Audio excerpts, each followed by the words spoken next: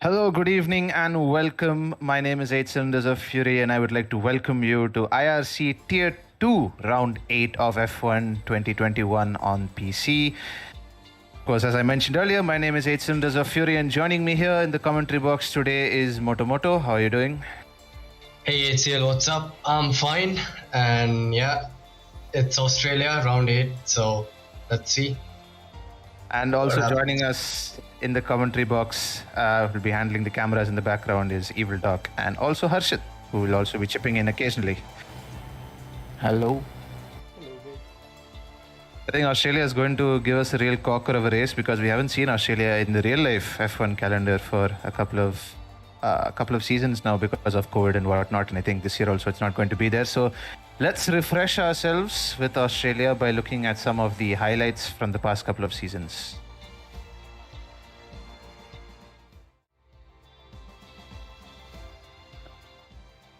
So Australia, 5.3 kilometers, 16 turns, not much of an overtaking track per se. Definitely one where you have to time your moves. Going to be relying on the DRS zones a lot. Let's have a look at where the action unfolded in previous seasons. Here we have, Harry Rocks in the commentary box can comment a little bit more about this, but he gets overtaken by Abhi 17 into turn 1. That's going to be a major overtaking zone. And we have Captain Cheesecake in the Haas going around the outside of Harry once again. Harry, you have something to tell us? And also we have Vortex, also known as Kaushik Damala, in the Red Bull on the outside of Mountain. This is going to be another major hotspot for overtaking as it sets you up well for Sector 3. So it's definitely going to be an interesting race this time around. We're also going to be seeing we're going to be actually seeing minimal action through the fast chicanes. Not definitely one of the more unpopular spots.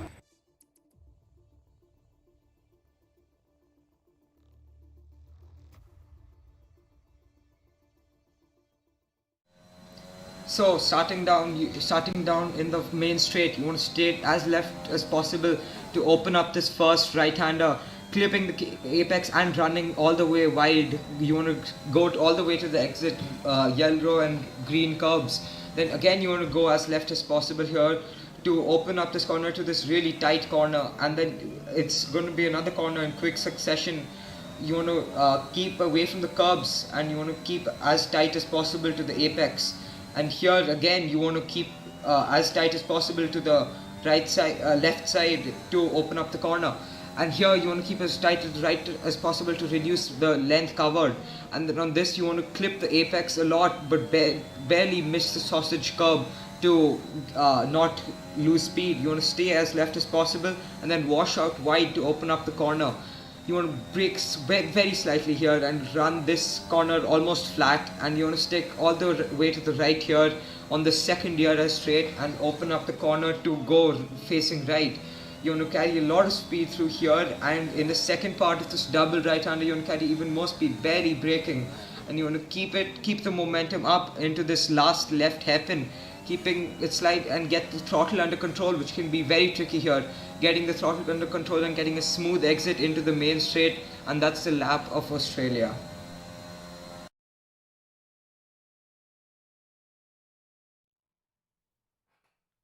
Yeah, so we got a little taste of some fast lap action there from IRC Abhi 20, a very tidy lap. But we in the commentary box are expecting to see potentially faster times in qualifying. Isn't that right, boys?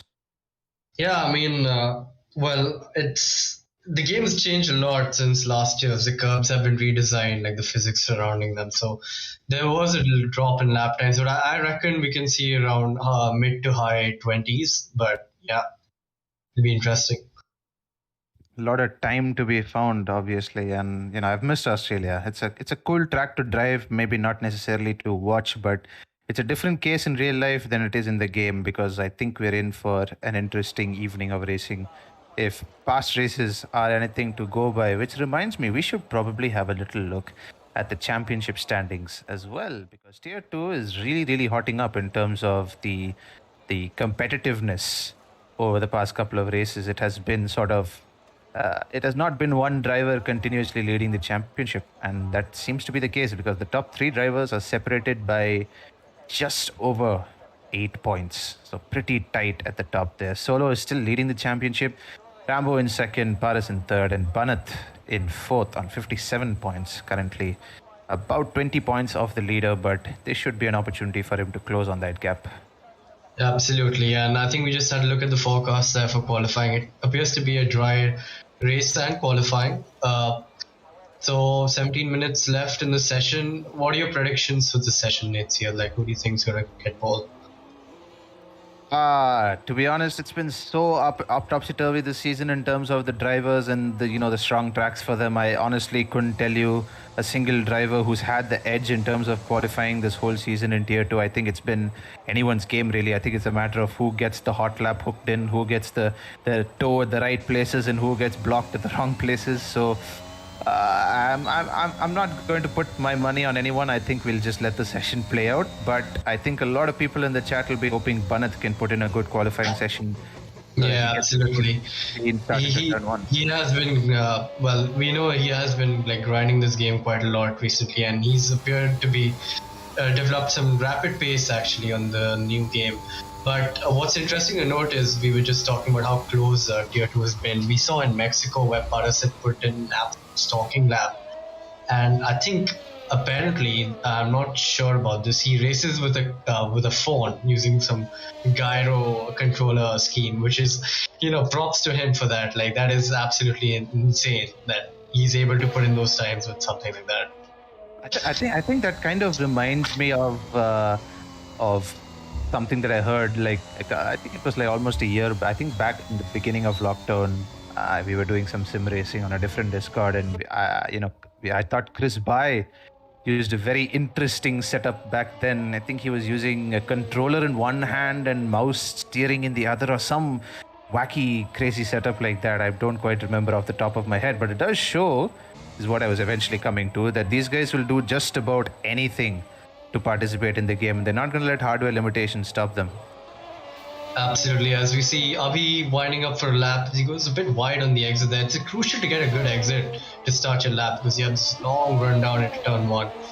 And we have one of the new drivers in the grid, MEERKAT, initiate also in the Red Bull. So it'll be interesting to see how he does as well. As it appears that the Merc of laalllls has left the session, and we have a yellow flag already.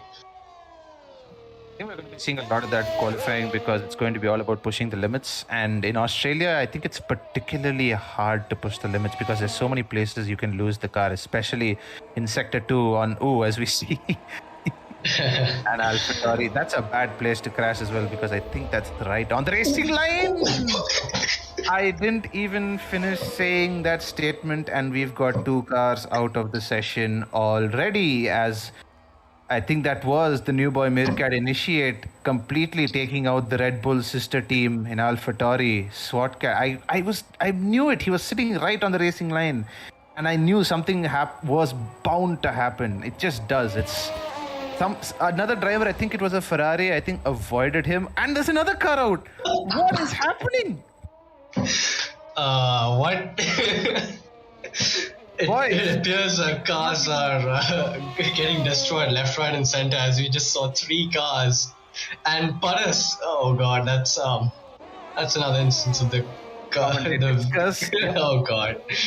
But yeah, that was very interesting as 3 cars absolutely demolished in the span of a few seconds there. So hold on, boys, calm down. It's only qualifying. We still have the race to go. Oh my god, what is going on? As we see an Alfa Romeo doing donuts on the pit straight. Man's been celebrating a bit early, isn't it?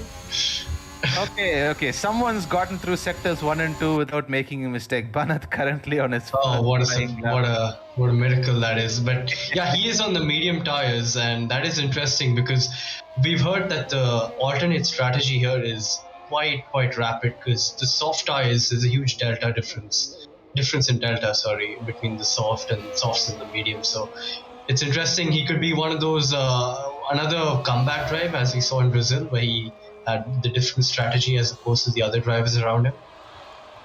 Correct. And it's going to be another Hopefully not going to have to be another case of a strategic masterclass from Banat. I think he himself is getting a little tired of having to come from the back of the grid to salvage points in this championship battle. But yeah, hopefully he's asking himself for a boring race. I think that's the last thing that any F1 driver would want, is a boring race where you just lead the grid by 20 seconds. But I think Banat is due for a boring race where he gets to just lead the pack, control the pace.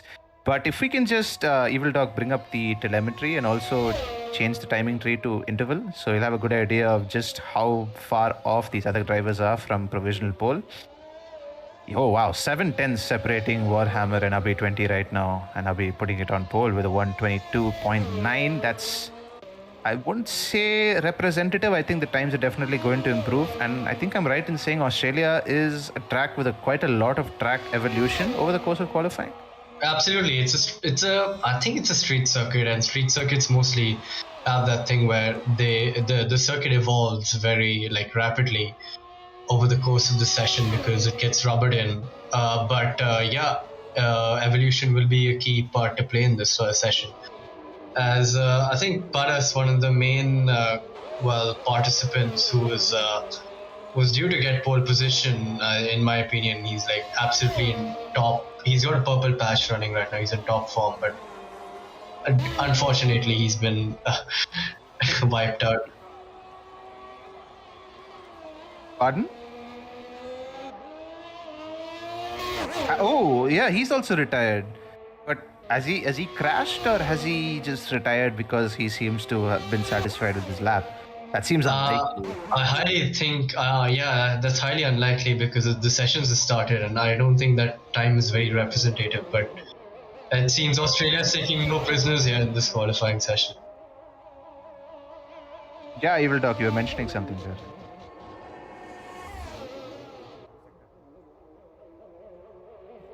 there. Fair enough. The fast chicane. That's caught me off on more than one occasion, so I can understand if he does make a mistake there. Here we come up to it right now. I think it's all about getting the right line through there. As Rambo puts it on pole, and he's gone 8 tenths faster than Abhi 20. And I don't think that's just a case of track evolution. I think he's just gotten a nice lap hooked in, but we should be seeing the times dropping, and there's the first evidence of it as he goes 8 tenths faster than the previous pole sitter. Absolutely, that's a pretty good banker lap, but I think he has more time to find over there. And it seems that really unfortunate for the Red Bull driver. I think that wasn't a very representative lap time from him. So I'm pretty sure he had more time on the cards there. But it is what it is, and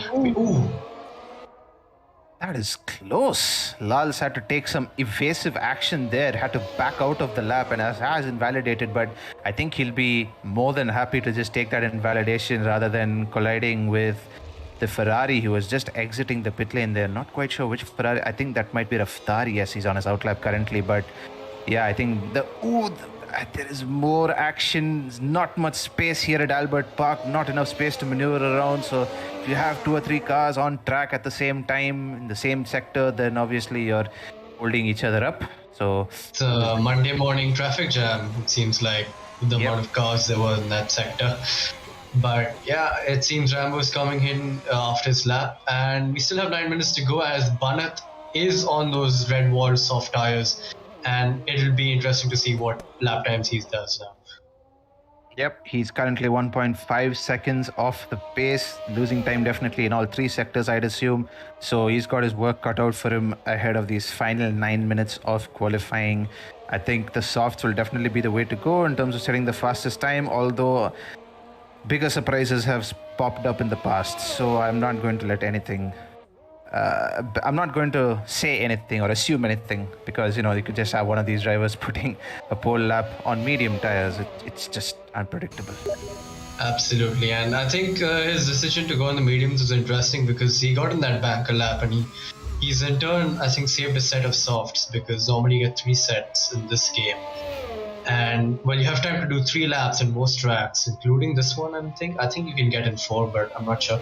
But anyway, he saved a set of softs because he's gotten a banker on his mediums, and now he's going to do 2 more runs on the soft. So interesting to see that he's probably accounting for a safety car already. I think that's my opinion, at least, what he's trying to do here. But yeah.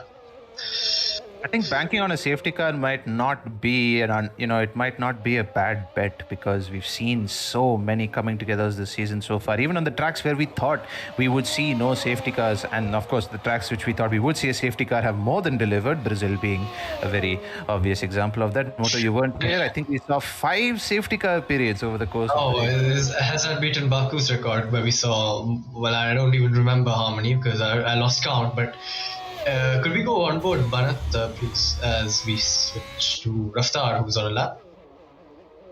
Yeah. Yes, Banat filtering through the last part of Sector 1 here. This is the corner that claimed 3 cars, and it won't claim Banat, who keeps it very tidy through there. And he's purple in Sector 1. This will be more like it from him. Oh, as he's bent it. He's bent it massively. Coming through at the beginning of Sector 2, he's bent it. Oh no. Commentators. Australia seems tricky than what I remember it to be. Interesting.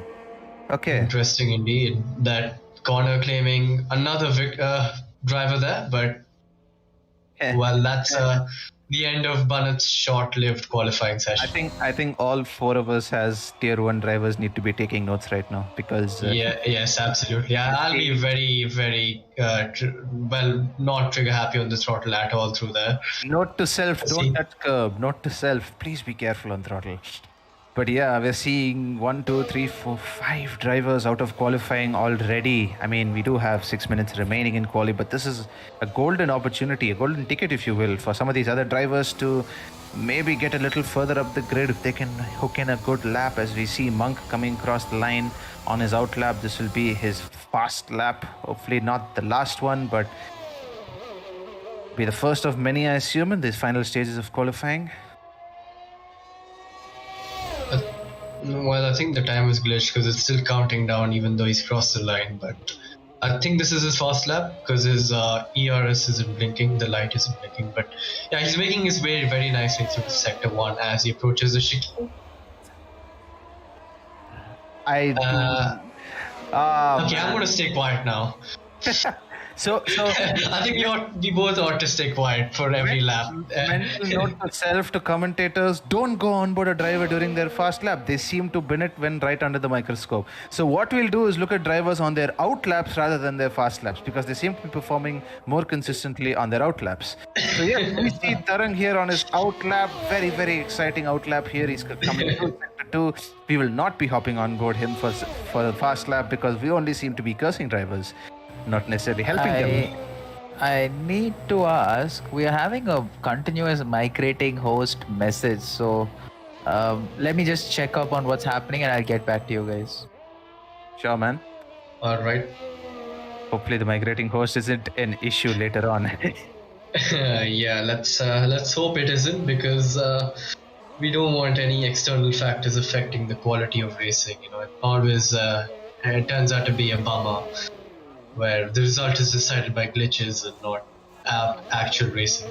Tell you what though, if this qualifying session is turning out to be this spicy, I can only salivate at the prospect of what we're going to be getting for the race. Moto, you should be excited. I'm excited at this point, and we haven't even got absolutely. I can't wait. What's in store for us if qualifying has been this eventful? Where it's just Travis putting. Oh wow! Oh no, I think that's Monk, who's just stationary on track. Again, he's sitting right on the racing line, so I think he may have had I think his PCs just died on him or something. Hopefully it's not the migrating host issue which is causing all this, because that would be unfortunate. But regardless, it seems the other drivers seem to be having no issues putting in their hot laps. As Warhammer comes across the line, you can see that Mercedes barreling down the straight as Raftaar. Hopefully he's pulling out of the pits for the last time as he looks to set his final couple of qualifying laps. We see Warhammer through turn 1 and 2 there. Really good line.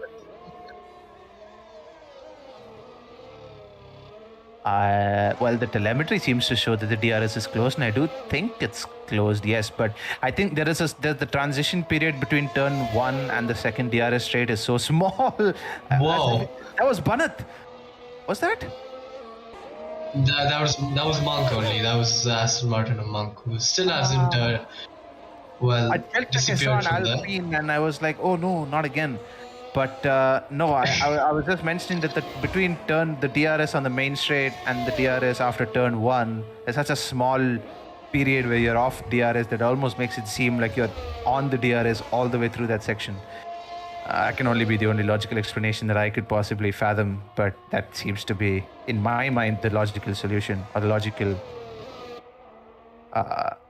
As we see a brilliant camera angle here of what seems to be the lake. Lovely view, isn't it?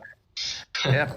All right, update for you guys. The quali will go on, but the race will be on a fresh lobby due to migrating host issues. Yeah, that's a shame, but at least we get to see the end of Quali then, so no issues there. So at least we'll get a nice, clean server for the race. But as we do come down to these final moments of qualifying, you guys in the chat can go ahead and drop your predictions as to who you think will be on pole position. It's still all to play for, as Rambo currently sits in pole position on a 122.1. But that is still up for grabs to any driver who wishes to stake his claim or her claim. As A7 Warhammer filters through. Yes. It's kind of interesting if that Aston Martin isn't disappearing for the drivers as well. It's well, as we see another car beached. I think that's the exit of that chicane, as he's been disqualified. Yes, I think the game has eventually taken matters into its own hand. laalllls was disqualified from the session as well. Yeah, that was the Merc which was stopped on track, and now it's the AI who's driving him. I see. I thought Monk was disqualified for having parked his Aston Martin there. No, Monk retired. I think it's just that his car didn't despawn in a way. As BK has done a stonking middle and first sector on his outlap as well. Yeah. That's our telemetry just bugging our bit, but now he's on his lap and we shall follow him through. Opening his DRS, the second one on the track out of the three, which have been provided to aid in overtaking, as he swoops the car around the outside of turn 3, I think. Yep. And it seems like a clean lap so far, but yeah, let's see, go on board. And I think we should stop HCL. I think commentating isn't needed for this race anymore, if that's what's going to happen. I do apologize to everyone watching. I can't help but laugh at that. It's almost scripted. It's almost comical just how coincidental all these accidents are. We see a car coming through sector 1, we commentate, we say, oh, they've got a good run through turn 1 and 2, then they come to turn, I think 5, I think it is, or 6, and then they bin it. And it's happened so, it's been orchestrated so well that it almost seems like we're doing it on purpose. We're not. We're sitting here witnessing it the same as you guys. At least a couple of drivers have still managed to keep it on track, as Raftaar is currently on his fast lap. Don't think he's done any purple times through sectors 1 and 2, but he has improved on his own time. Looks like a cut to me through that chicane, but he's taking some different lines through there, I must say, as he approaches sector 3, which is one of the most technical sections of any track on the calendar. It's so hard because your tires overheat through the fast and medium speed corners, but seems like a clean lap so far, and he heads into the pits. Interesting. I think someone was telling me after the ACC race yesterday that during the stream they were switching to a driver, and that driver made a mistake in the wet at the Nürburgring yesterday. And I think that's pretty much what's happening today. We switched to a driver on a fast lap and they bin it. So it seems it has carried over from one game to another, but yeah. We have Kake in the chat stirring the pot. Our commentators are our script writers, he says. No comment. We are no comment indeed. We're not playing any part in this. This is happening on its own accord. Path is basically, I think he's a Banat fan and he's telling avoid Banat during the race. So we know where to go. Cameraman, streamer, aka Evil Dog, we know where to go right now, don't we? I think a lot of eyes will be on Banat, so I don't think that's really an option. That's an interesting graphic. It seems that some drivers have done their lap times without any tires at all.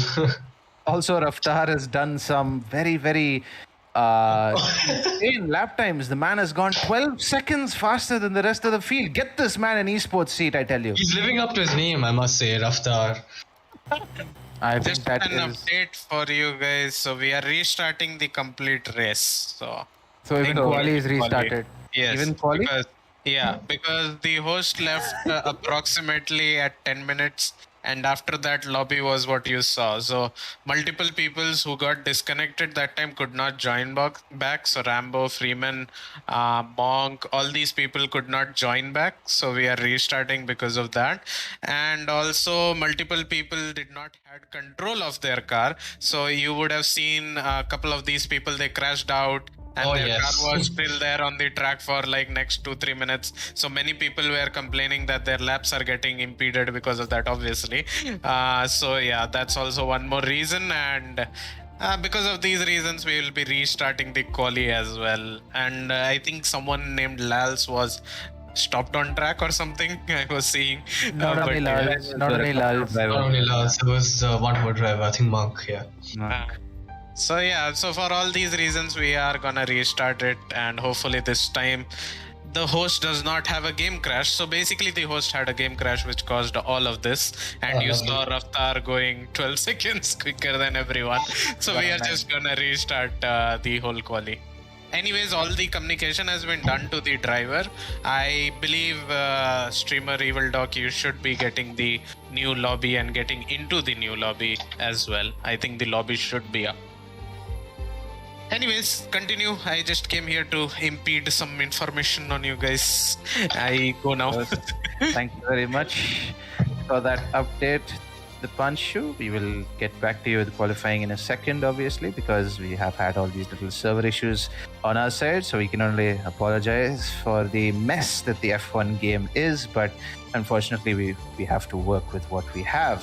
So, boys, what I don't even want to strap in because we got another qualifying session.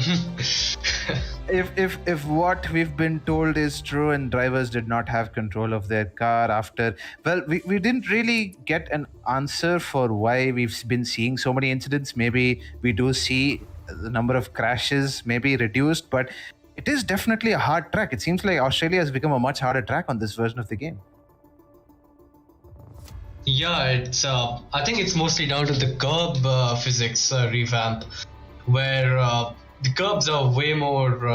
They're not as. They're more serrated in a way because they really bounce the car around, and you do lose downforce if you ride them too hard. But yeah, especially through the very fast chicane in sector 2, I think it's very hard to take that with all the downforce your car can provide. I think the curves are less forgiving as well this season if you get them wrong or if you hit them at the wrong angle. And I think in the past couple of games, Australia has been one of those tracks where you really do have to abuse the curbs to extract maximum time. So maybe it's a little bit of a mindset change. I think it's less emphasis on riding the curves, more emphasis on just getting in a clean lap. So, yeah.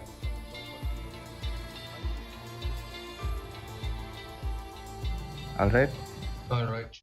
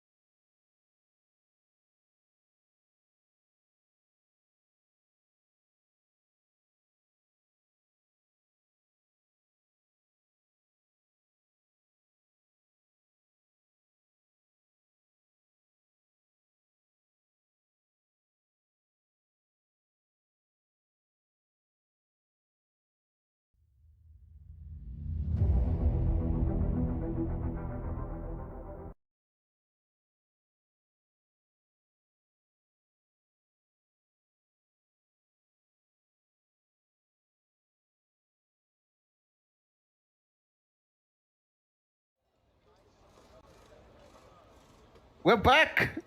We're And back indeed. the same weather forecast. Let's hopefully expect less drama and unpredictability on track, though.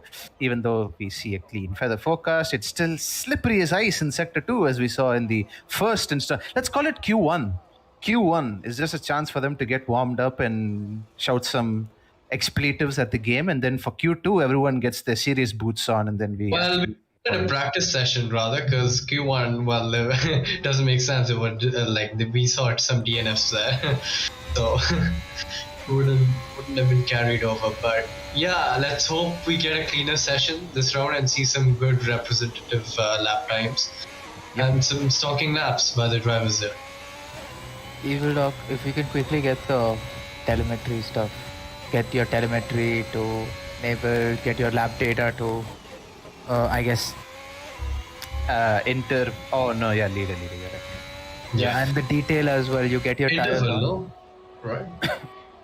Interval, I think, is only applicable during the race, since you get gap to leader, gap to the next driver. So I think in this, Right. it's just lap time and gap to leader for Quali. Tell you what, though, these mechanics are really quick. They've got those cars fixed up. That was very quick. That's Red Bull Hungary vibes. Oh yeah. Between the last corner and the pit lane, they've already fixed the cars. Magic. Yeah. Quite literally. Magic indeed. We have another 18 minutes of qualifying to look forward to. We see the same driver lineup that we saw just a couple of minutes before. Although this time we have got no more migrating host issues, so we should get more clean laps in from everybody.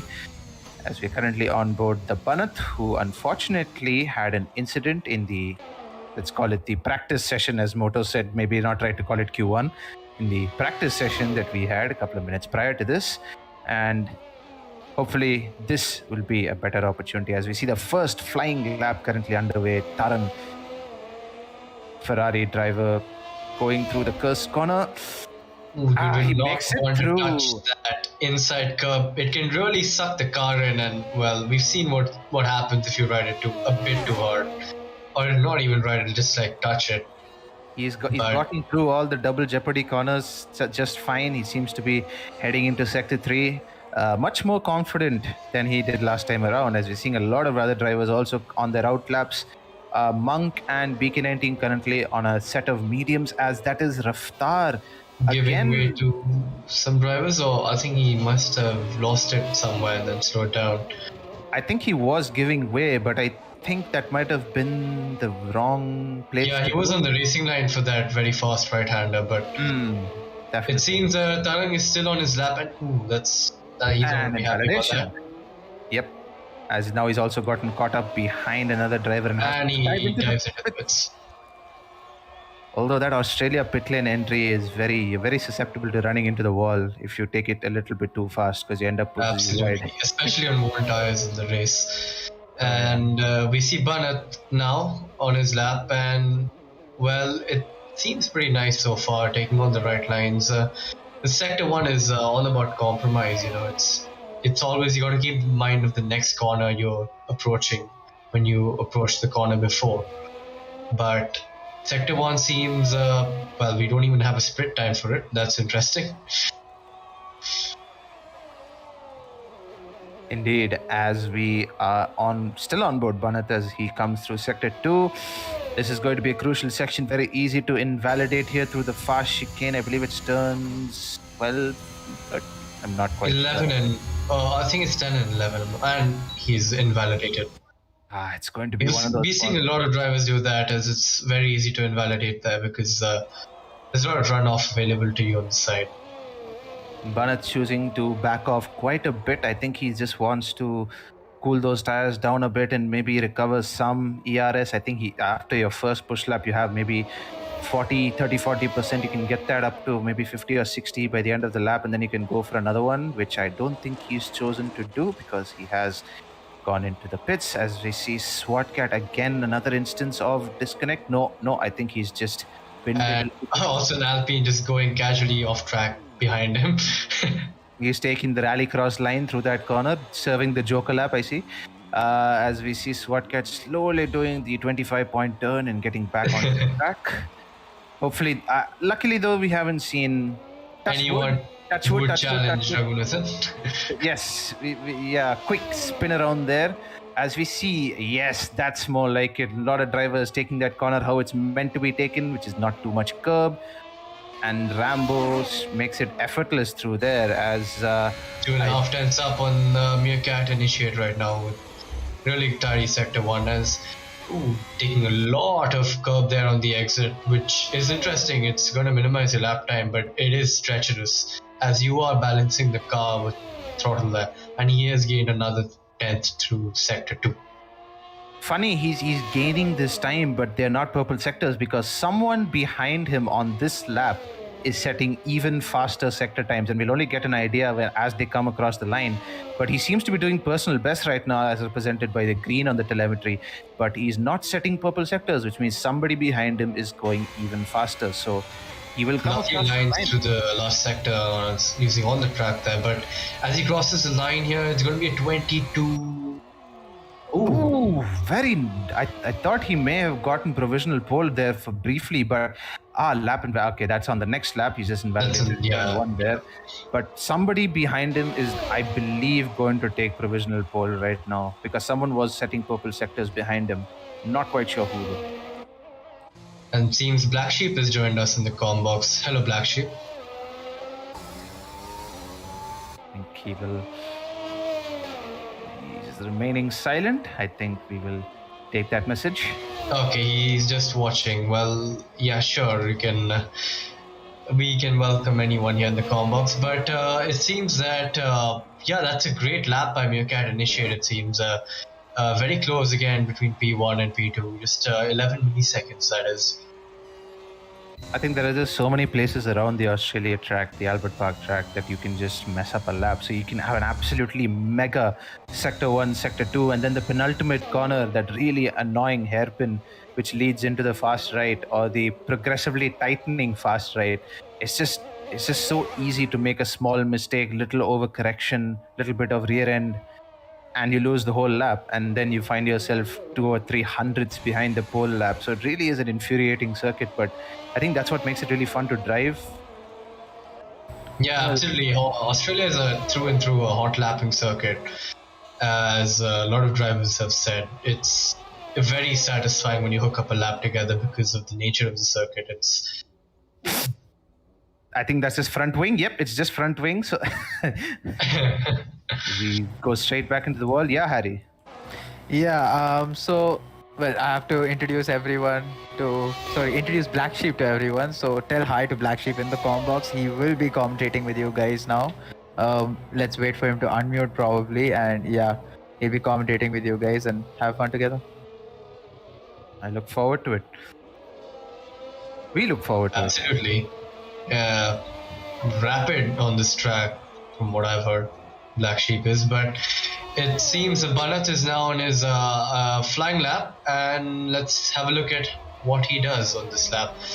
Nailing turn 1 and 2 there. You got to keep the minimum speed through the apex extremely high as you get the run into turn 3, taking the widest possible line as you swoop in the car and then compromise the exit for the exit of 4. Not going over the sausage curb on the right because it will reel your car in, and he's kept it neat and tidy through sector 1. And we don't have a split again. Yeah, I think we briefly saw it flash up purple, so we can kind of assume that he's gone purple, but it's not written in stone just yet as he comes through sector 2. Important to keep it within track limits. Very easy to touch the wall on the outside here, pushing hard on your fast lap. So you come through turn 10 and 11. Fast chicane, all about keeping it on track, but also extending it as much as possible, making space where space does not seem to exist. Pretty tidy through there as well as he comes down to the end of sector 2.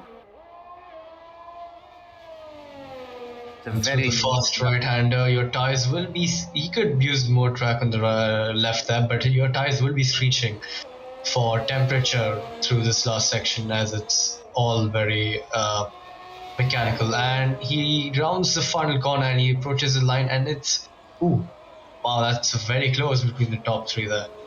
Yep, just a couple of hundreds, 500 separating, half a tenth separating the top 3 right now. It is really hotting up in qualifying.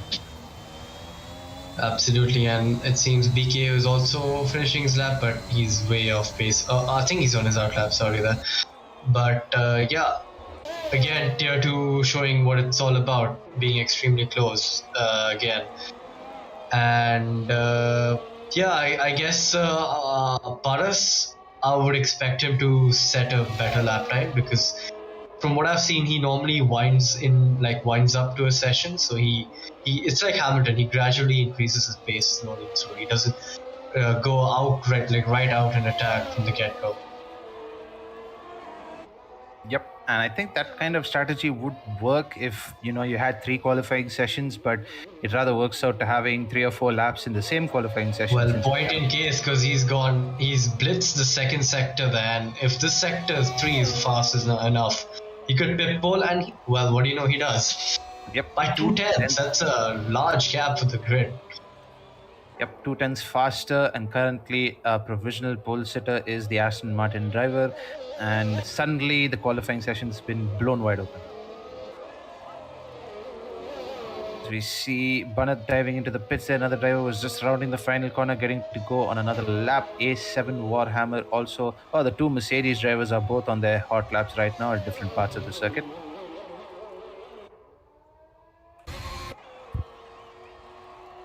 And I think Still 6 minutes left in the session, it's all to play for. I think Banat and Rambo will definitely be these Banat, Rambo and Paras for the last few rounds, correct me if I'm wrong, have been very close together in qualifying and in the race as well. So they will be fighting it out for pole position as well. Hello there, MEERKAT Initiate goes into the 121s. What a lap.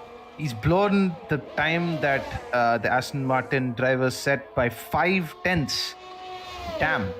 I think that's your track evolution at play as well. That's a stonking lap by the Red Bull driver there.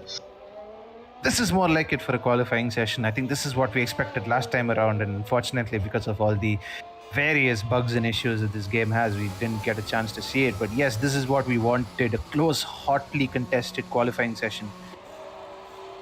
Absolutely. It seems the drivers are finally warming up to this track that is Australia, which has taken so many drivers as prisoners there in the first session which we had. But I think the drivers, it's good for the drivers. They got on testing in a way to feel the limits of the car, and they surely did. And now they're all comfortable, and we can see their true pace right now. So it's interesting.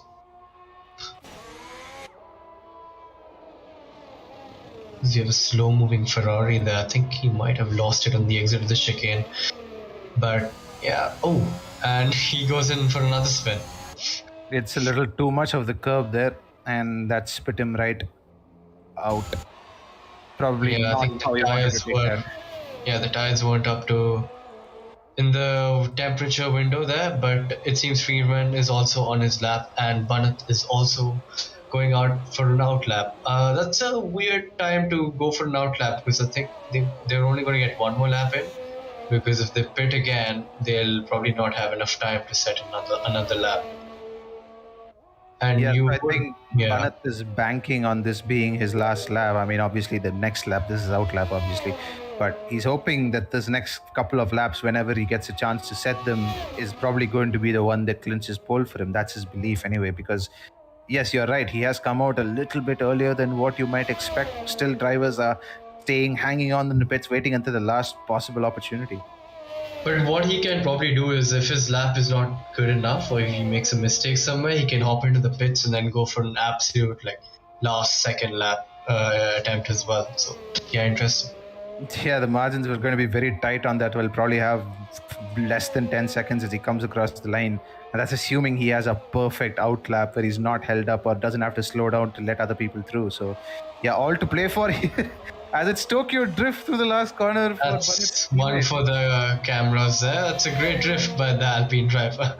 But yeah, that must have cost him, even though it looked flashy. And yeah, he's 1.3 seconds down. That's Freeman. Small correction. Yeah. He did mention the Banat's teammate. Yes. And yes, let's go on board the Banat's final, well, probably his final lap, as he absolutely blitzes turns 1 and 2, as you would. Opens the RS, and let's see how he's going to do. You see the first strategic retirement from the session, because I don't think that will be a crash. I think that, or maybe that is a crash because it's happened right on the pit straight. He's winded on the pit straight, yeah. I think it's coming out of the final corner. He might have lost the back end and spun his car around. Yep, too much slip angle, and that does tend to happen. You lose the rear, and then it just gets beyond a point of control as you try to correct, and then it eventually you lose everything. Yeah, and it's even harder to save the car if you're on a input device like a controller or keyboard. It's so hard to counter steer accurately. Exactly. We are coming down, boiling down now to the final couple of minutes of qualifying. 2 minutes left, so drivers should have an out lap plus 1 push lap at this point. If you're not coming on the pitch now, what are you doing? And Banat is using way more of the track there on the exit of that fast right-hander, and seems like a pretty clean lap so far. And as he rounds the finish line, it's P2 by still 2 tenths. That's interesting. That just goes to show that MEERKAT Initiate's done an absolute belter of a lap time there. I think if Banat can manage to do like a okay-ish cooldown lap, I think he may get one more shot at putting in a fast lap. But yes, you did mention he's going to be on worn tires, but that track evolution might just compensate for that. Wow, as we see Paras absolutely nailing the chicane, and he's 4 tenths up in Sector 2. This man is pushing that gyroscope to its absolute limits right now. You can't get held back by your input device. I mean, he's a prime example of that. No matter what you have, this is absolutely scintillating stuff. As he comes across the line, we briefly saw Rambo put in the fast lap there. I think that was incorrect. And, he's lost a lot of time in the last sector. He's lost 4 tenths there. I think there was a couple of places where I thought he might have been running wide, but it seemed like he was more exploiting track limits, but he may have actually genuinely run wide and lost a couple of tenths there. As MEERKAT Initiate opens up the gap a little bit more at the top, improving it on his previous time. No, that seemed like a glitch because he's just started his lap now, and let's see, this is going to be his final lap. I think it will be with... Could we go to the onboard camera? Thank you. And yeah, he touches the curb on the inside there. I think the driver who's beached there must have distracted him, but he's still up on his delta and he's run a tad bit too wide and invalidated. But no matter, he's already pumped in that spectacular lap time. But it would have been fun to see what more he could have extracted out of that car. It's not over just yet though, as we still have a couple of drivers on fast laps. We have Monk rounding the final corner. This will be his opportunity to push a little further into the top 10, push some drivers down even. He comes across line and he does exactly that, moving up to P7 and just 2 positions behind his teammate Paras, who unfortunately retires from the session.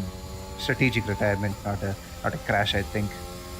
Actually, I think it may have been a crash because I see an Aston Martin pulling up yellow flags in Sector 2. I think the Mercedes of Warhammer is still on a hot lap. How about we check it? Warhammer and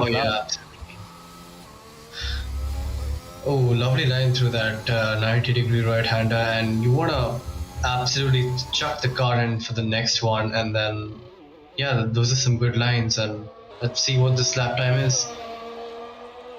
Comes across the line. He has improved on all three sectors on his personal time. He comes across the line, that's P6. I think if we quickly switch on board to laalllls, I think he's the final driver on a flying lap. He's coming and he has invalidated, I think, unfortunately. So that's the end of qualifying for him as well. Well, this qualifying really has cemented the midfield from the top runners, because you can see Paras, Rambo and Banat all being close to each other. And then there's BK is behind 7 tenths off. And then we have MEERKAT Initiate. I think there's a new driver who's come up and just gone faster than all of them. I wanted to point out something else also that happens post quali. Once the car is out of your control, I can see 3 cars I think on track right now. BK, there is an Aston Martin and a Merc. These guys will be getting so much of tire wear right now because the AI doing those laps. It is not a joke. It Yes, does that consider is, the tire wear. yeah, that's a very good point, Harry, because I remember last season what all, at least the top drivers in Tier 1 would do is they would do their lap time just a little bit before the timer would end so that they could manually drive their car into the pits and save that tire wear. But yeah, that's your grid for tonight. And ACL, would you please round us up on the top 10? An exciting qualifying session preceding a practice session, let's call it a formality, if you will, leading up to the proper qualifying session, sees MEERKAT initiate in the Red Bull, putting it on pole with an absolutely magnificent 121.8, although it did seem like Paris in P4 was looking to be hot on his coattails. Banat will round off the front row. Rambo, Paris, PK19, A7 Warhammer round off the top 6. Freeman, Monk, Abhi 20 and swatkat round off the top 10. And Raftaar, Tarang and laalllls will start right at the back. Yes, that's a pretty good qualifying session. A bit of a redemption from what the disaster class we had in the first one. But yeah, it seems it's going to shape up to be a very exciting race because you have the fast boys of Banat and Paris and Rambo behind MEERKAT Initiate, who I think it's his first race. I'm not sure. He's raced before in Tier 2, I think but he was there for Brazil as well. He chose a very odd strategy, but I think it worked out in his favor towards the end. Not he was definitely there in the race though. Me and Kake, I think we remember seeing him on the grids. yes, it'll be interesting to see how he copes with the fast boys just behind him, clawing at an opportunity to overtake for the lead. But yeah, it seems like we have a dry session for the race as well, so no wet weather shenanigans or no. Lap 1 incidents will be the chances of an incident happening will be reduced by quite a bit. But yeah, it seems we are ready to go as we wait for the drivers to make their last minute setup changes and get ready for their formation laps. Quick question. Yep. Quick question. You guys have any predictions in terms of safety cars or top 3? Any of them? Shoot it out now. Oh, I'm gonna say 10 drivers bin it on the first lap and laalllls wins the race. That's my prediction. Let's go. I think you always got to be very left field with your predictions. Who likes boring predictions? Are boring. So I'll go for the left field prediction. And I think Black Sheep is also returned. I briefly saw him being a little bit active in the middle, but then he's again muted himself. Yes. Well, yeah, predictions interesting, but we would like to know your predictions as well. All those in the comments section. Please put down your predictions to the top 3. The winner probably gets a cookie. I don't know, maybe. I don't want to make any. I don't want to give any incentives out on stream and then have it come back to bite me later. So I think we'll just say you get our appreciation on stream at the end if you name the correct top 3. And the pride of getting the prediction correct as well. So oh yeah, that too. I think the inflated ego is going to be the biggest award here, I think, on offer. But yeah, we are underway with the formation lap, and as we have a look at the interesting line there by the Red Bull driver. But as we have a look at the tires, it seems only the Ferrari of Raftaar and the Merc of laalllls have opted for the mediums, which is well, it is strange because the alternate strategy is very overpowered here, but you will be a dog in the first hit. So you do notice that we have only 3 drivers outside the top 10, so I guess that answers your question. No, wait, never mind. I just had a brain fart there. Sorry, I had to. I mean, it's interesting no one went for the mediums on the qualifying either. So. Starting on the mediums will be a bold call. At least you'll be contemplating it repeatedly in those first couple of laps. Well, yes, in the meantime, as they're going towards the start-finish straight, some predictions for safety cars. Everyone wants 3 or 4 safety cars. No one wants lesser than that. I'm gonna say 2. I'm gonna say 1 because of how conservative the reduced safety car setting has been. I'm Have we changed it to reduced? That's news to me. I'm going to say 0 safety cars, and we're going to see a lot of great racing. Okay. Alright. Let's hope so. It's always fun to hope, but yes, let's see.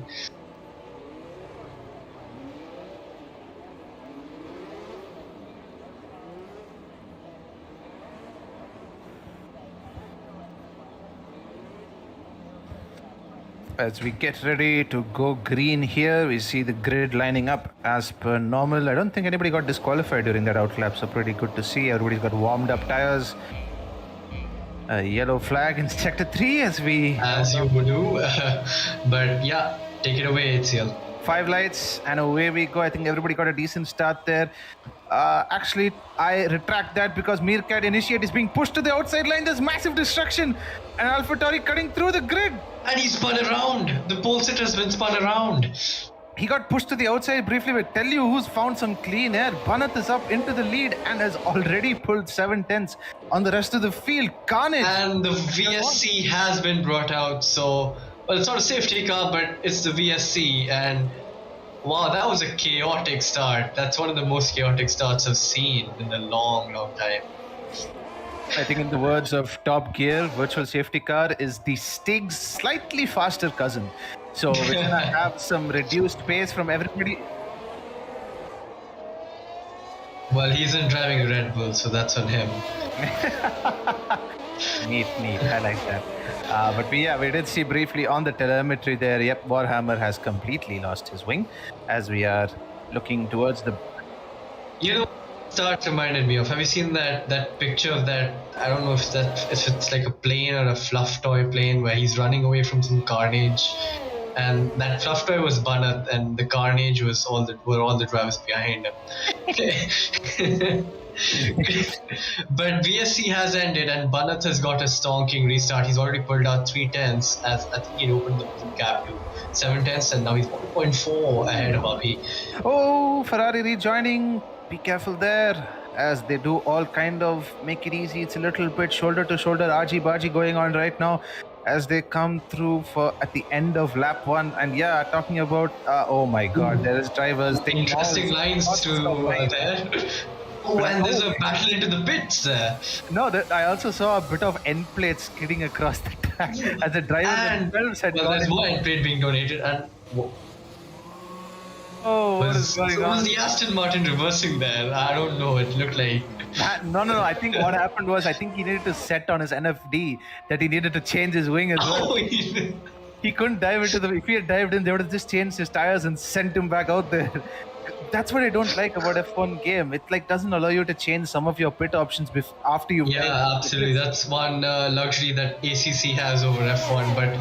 It seems Banat has finally got what he's wanted so long in the season. A clean getaway, no drama into turn 1. Man has been praying for a boring drive, and he may actually have it because he is 2.2 seconds and flying at this point as drivers behind are having to contend with pressure. But also flying is MEERKAT Initiate, who's going for a move round the outside. What a move that is. But he takes a couple of liberties with that inside curve though. A driver's got to do what a driver's got to do. I mean, if Senna was here, he'd definitely do something like that. I mean, he's going to be talking about track limits and whatnot. But I mean, a racing driver takes some liberties sometimes, but he does make the move stick, and he's already on the back of Tarang. This is a man on a mission right now. He's absolutely fuming in that car and channeling all that rage into pure pace there, as he's shaping up for Tarang as well. Yep. He chooses to sit behind for another sector, I believe. Yeah, but exactly. No, I think he's going to be choosing. Now is going to be the opportunity. ERS. What a lovely run he's got, and he's going to send it into turn 3. And that's another driver dispatched. Yes, he is a man on a mission, as you said. And Tarang having a little pang of oversteer as well, trying to contend with the pressure, having to defend his position, and now he's getting pressured by swatkat from behind. Tell you what though, MEERKAT initiates some mad pace in these opening couple of laps. But right now, Banat is 3 seconds clear and nearly 8 seconds clear of Freeman. Right now, an Alpine 1-3. You see, Oh, is that Rambo? It's Rambo who's beached his car on the exit of turn 2. One of the Yes, championship contenders, yeah. He is ghosted, so luckily there won't be a repeat of what we saw in the practice session early on, let's say, that we saw a couple of cars getting taken out by a car sitting on the racing line. But yes, he didn't suffer any damage, so it is just a case of pick yourself up and keep going. Oh, as we see, very, very wide there. I think that was swatkat running very wide. But yeah, Tarang right now is currently open for business because everybody seems to be making a sale out of him. One another thing to note is props to Abhi20. He's kept it very clean through that first lap incident, and he's gotten into P2, a position I don't think he would believe that he'd find himself there. But yeah. Oh, as we see swatkat, has he been pushed into the pits? I think he has. I think in mid-battle, I think because of a lack of space or something, there's been some contact and he's been pushed. Is that an in moment from Hockenheim 2018? Tell you what, those circumstances in this case are much more predictable, I'd say. I was going to say much less unpredictable, but a double negative doesn't work here. It's more predictable, so I don't know why he would go for the in strategy, but I mean, I'm not going to write anything off in this case because this race is absolutely nail-biting right now. A couple of drivers... It has been kicked off, yes. Yep. And... Yep. Yeah, I think just keep an eye on Paras throughout the entire race because he is on that reverse strategy and he will coming into... I think he's made a pit stop, a very early pit stop. He might have suffered some damage, and Monk is trying for a move on the inside of Tarang, which... And yeah, 2 into 1 very rarely works through that high-speed chicane, and he's chosen wisely to back out. And just down the road, MEERKAT in his Red Bull is saying, that move is not for everybody, kids. Yes, absolutely. It's, also about Paras, I think he's made an early pit stop, so we could see him going to the end on those set of mediums, but I think that will be... Taking the mediums for nearly 27 laps is going to be a task and a half, and if he does, those tires are pretty much going to be on the rim. He's pretty much going to be on the actual rim itself by the end of the race. So if he is going to do that, I mean, good luck to him. And MEERKAT initiative string blitzing pace. He's just gained, I think, 2 whole seconds in the last 1.5 laps on Freeman. He is a man on a mission, and Red Bull are on the lookout for some very, very good points here. I think MEERKAT maybe has some red in his eyes, let's say red in his vision. Let's not put it that way. No. I feel like he's seeing red right now because I feel like number of drivers, definitely people in the chat also in the past, if they've ever been in the position where they've been leading the race into turn 1, then they get pushed wide or they get damaged or something, you immediately go into like this mental phase. You're like, nothing and nobody can stop me right now. This is a hot lapping competition. I won that podium back. And if MEERKAT is like that, yes, and absolutely. And Rambo isn't having the best of days out there as he spun again on the exit of turn 1, and Banat's about to lap him already. Who? I think that's more testament to the fact that Rambo is having a rough day out here in Australia. That's not taking anything away from Rambo. He is still in the contention for the championship, and Tarang again taking some interesting lines throughout the circuit, and MEERKAT again with the fast lap. Yep, now only less than 2 seconds off, although he is taking quite a few liberties with those track limits. Those are hopefully don't come back to bite him later on, as he is now just 1.7 seconds off Freeman. Freeman will be looking anxiously in his mirrors to see what the Red Bull driver is doing, where he's going to be gaining time, where he's going to be mounting that overtake, as we see a spectacular camera angle right here. Great tracking shot here. Hang in there, MEERKAT. We don't want you to lose this race in penalties, mate. So... let's hope he keeps it clean in the future, because he has been cutting a lot of corners as we've seen, but he is gaining a lot of time. So, damn, we're already 6 laps into this race already. It seems like the action never ceases to stop, as the drivers have spaced themselves out a little bit. I think the closest gap now is between MEERKAT and Freeman, so Freeman is going to be anxious to defend that podium position. But also a part of me feels like Freeman may not choose to fight that fight, just let MEERKAT through. I mean, if the man is going to be trying to push his tires on every lap, eventually there's going to be a steep drop off, and Freeman is not... he's got quite a bit of experience. And pushing his tires he is, because you can see, well, that's on Freeman. If we could have a look at MEERKAT initiate's tires, I think his front left is quite worn as well. And yeah, he is really torturing those tires, asking every ounce of pace from them. I think he's just gone for the throw everything at the wall and see what sticks strategy, because right now he's really sticking to Freeman's ass right now. He's within DRS within a second, so now is going to be the time for Freeman to do some defending or to make a call and let him pass, which might not actually be a bad decision. Just let MEERKAT wear down his tires. That might be Freeman's mentality, is what I'm saying, but he's definitely not going to shy away from a fight if it does come to it. Absolutely, and Freeman is very good at defending, and MEERKAT is suffering from the dirty air now. I think he just lost. He was 6 tenths behind into heading to turn 1. He lost around 2 tenths to sector 1 as a whole. But yeah, he will be studying Freeman's lines and suss out where he's braking early, braking late, and then plan the overtake accordingly. I think if it does come to MEERKAT versus Abhi, I think you know who the team orders are going to favor. If there are team orders, we will claim nothing here in the commentary box. But if it comes to team orders, you know who Christian Horner is going to be prioritizing. Absolutely, he's really abusing those curbs, isn't he, MEERKAT initiate? Abusing the curves and abusing those tires as well. I think we got to keep an eye on his tire wear. I think if we can quickly hop on board Freeman before this battle starts kicking off, we can see the difference in tire condition. Actually, Freeman's on more worn tires. I think he's been trying to push as well, try and keep up with the leaders. So I think he's made a mistake there. Freeman has. We saw him kick up some dust there on the exit of turn 1, and MEERKAT's just a little tad closer than Freeman would like him to be. Banat and Abhi have absolutely flown away right now, as we're seeing a little scuffle between Paras and swatkat as they round. Can we go on board and I think MEERKAT had just pipped out in front of Freeman, but Freeman has defended very brilliantly and got that position back. This is a mighty fine battle for P3. Absolutely, and both, Freeman is one of the cleanest drivers in IRC, so this will be a fun battle to watch. Clean but aggressive. Yep, I think that's going to be the aim of the game, to try, as I think Freeman, that was just the camera angle playing some tricks on me, but it did. No, that was MEERKAT initiate picking up a penalty. I think he's got a penalty as well now. Oh, I see. But I think I almost felt like Freeman got a little bit sideways through that chicane, really pushing to try and keep the Red Bull driver behind. But I think this is going to be the opportunity, if any, for MEERKAT initiate 2 back-to-back DRS zones. Will he be smart about this? Will he try to wait for turn 3, or will he absolutely send it into turn 1? Nope, he's too far back for turn 1. But no, I think that is a back marker.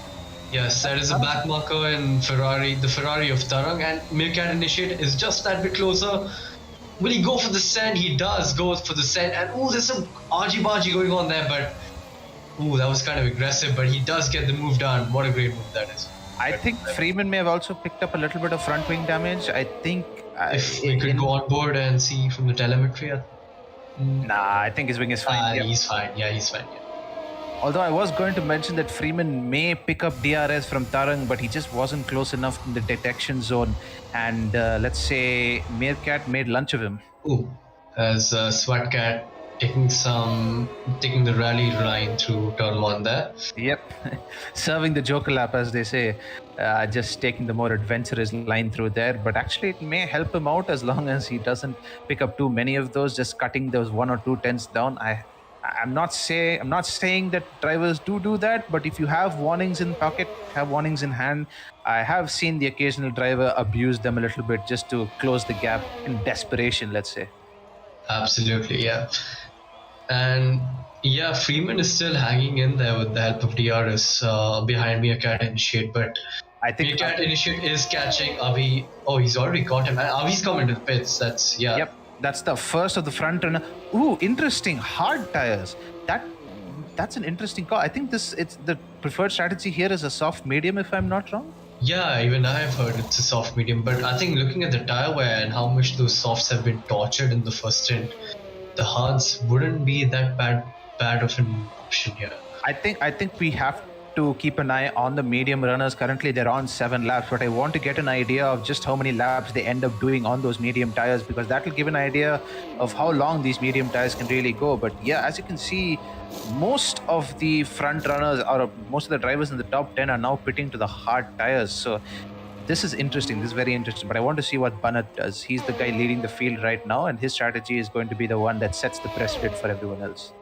Absolutely, and it seems Freeman will be looking closely at Abhi's lap times and see if he'll try to catch him, because he's on the softer compound, and he knows that Abhi will be faster by the end of the stint because of the harder compound being more durable. So yeah, it'll be interesting to see what those two do. Yep, couple of guys in the comments saying Banat flying. He really is. He's currently, well, it's not representative, but he was at a point nearly 10 seconds off Freeman, his teammate. He was about 7 seconds off Abhi, but now he's 12 seconds in. I think this might be essentially a free stop in free air for him, because he comes out and MEERKAT's opted for the well, he's done the opposite. He's boxed for the hards, and Banat's on the mediums. Strategic 4D chess being played from all of the front runners right now, as I think Abhi will hop his Red Bull teammate. Yes. Oh, but it's very close actually. Yeah, I was gonna mention it is awfully close now between the two of them. MEERKAT has stalking in lap from MEERKAT to initiate to keep it that close even after the pit stop, because the undercut is very powerful here. Some of the comments saying, yep, the overcut, as Evil Dog just pointed out, is pretty powerful here. Oh, the overcut is okay. A couple of comments here saying, tell Freeman to defend like a lion. Alonso reference. I got that reference. Have you been watching the F1 races recently? So there's definitely something to keep an eye out for. I think we will miss the first couple of minutes of the real life F1 quali, but it's a lot more interesting right now. Absolutely. I can't wait for what's going to be in store for us. You know, MEERKAT is going to absolutely gun it on those hard tires, and he will do his best to make up those 9 seconds. Actually, you bring up a pretty interesting point there, because right now MEERKAT on those hard tires has got the liberty to push every single lap without having to worry about tire wear. But Banat is playing the conservative game. He's got that gap in hand now, so he can afford to use 5 or 6 laps just to kind of just to take it easy a little bit and really bed in those medium tires and take it to the end. So it's definitely a mental game. This is going to be interesting to see towards the end. It depends on how much of a gap MEERKAT can cut down on. Absolutely. And if they're in VC together, the Red Bull drivers, he will be telling Abhi to move over, and so he can get on with it. Though I think Abhi is they're on identical strategies, but Abhi, I think, is not the kind of guy to let him go without a fight. But no, he does. That's kind of him, and a bit of an awkward place, but it is what it is. And now, go on, my friend, he says, and begin your charge. Yep, the baton has been handed on to P2, or for P2 rather, I should say. I think it was just a case of Abhi didn't want to concede the position in a place where he could compromise himself, as someone has compromised themselves. Rambo's day goes from bad to worst, as his previous spins were without damage, but this one has robbed him of a front wing, another front wing donated to the loyal cause of Formula One. Yes, absolutely. You cannot half-ass the circuit at all. It's a very technical circuit, especially that last sector. So a little bit of track knowledge has to be. Suddenly, I'm sorry to interrupt you, Moto, but suddenly I feel really bad for saying I don't want a safety car, because it's the beautiful Aston Martin safety car that we have in Australia. As MEERKAT spins and gifts P2 to Abhi on a silver platter. It is his teammate, and Freeman slips through as well. Ooh, that. I think he was pushing a bit too hard then. Yeah, that's really going to hurt him. The hard tires came back to bite him. They are not the optimum tire for pushing. They're one that you put on and kind of forget about and try to manage them and coax them and massage them for as long as possible. You don't lean on them looking for purple sectors, and I think he just pushed too hard on there, asked too much of them. Absolutely.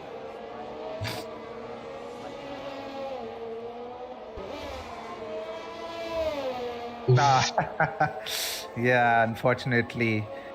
the reality struck MEERKAT before we could find a striking lap.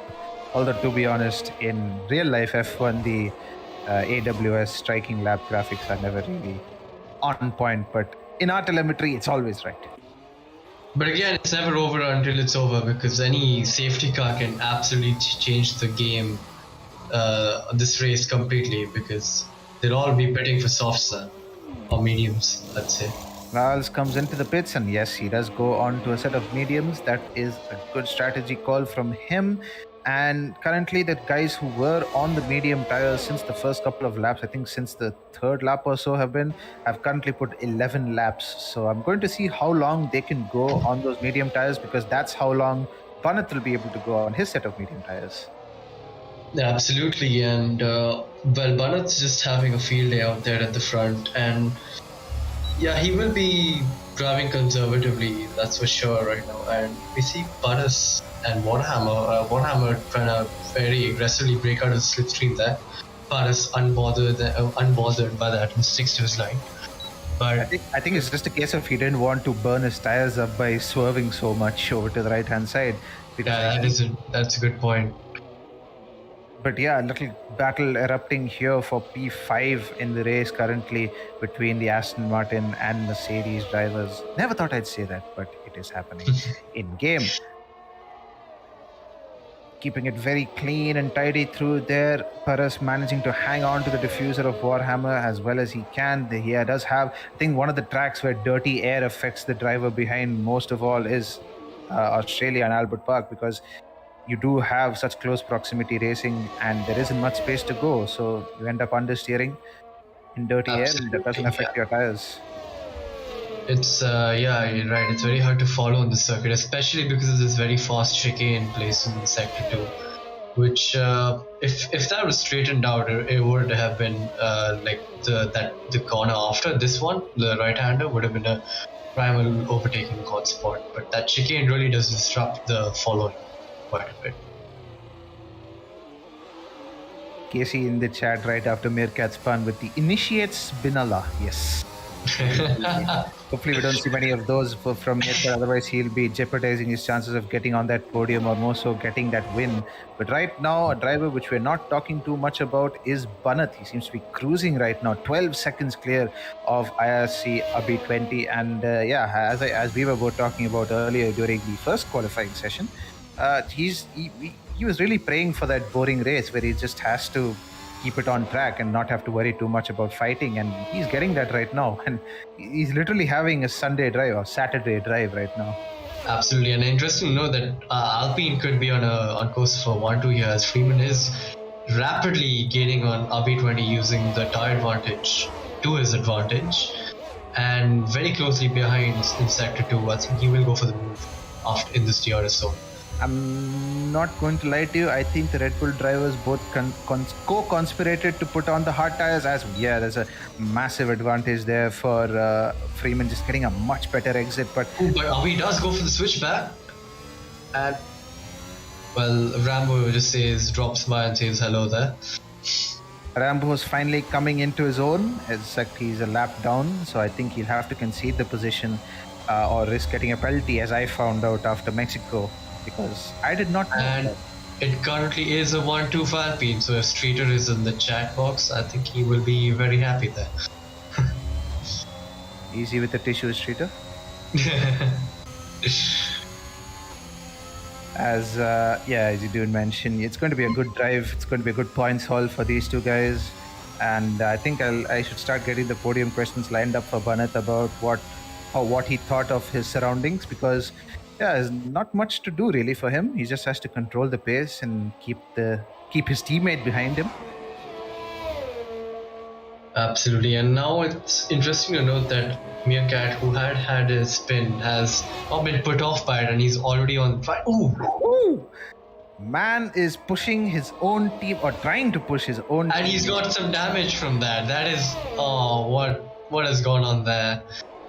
If they are in the same VC right now, if they're communicating over the team radios, it's going to be a lot of words shared between them right now. What were you doing? That was my position. I wouldn't be surprised to see some colorful language being shared on in the VC, but that was a very over-ambitious dive bomb there from the Red Bull driver. Oh, The safety car. safety car has been called. And that has changed the entire race for us, because now Banat actually has to defend for once. Oh, and this plays right into MEERKAT. He now gets basically a free pit stop. I think That Bharat is a good point, but he will have the... And he slows down again to make some changes, his last minute changes on his MFD, as you said before. Yeah. Thank you, F1 2021. But And- he will, what do you call... lose a lot of time because of that wing change as well. So it might not give him like the complete advantage you would get from the safety car pitting, but yeah, it's Also, just to drive through for lulls. Ah, what a shame. I think was that for? I've been there, so I won't comment on that.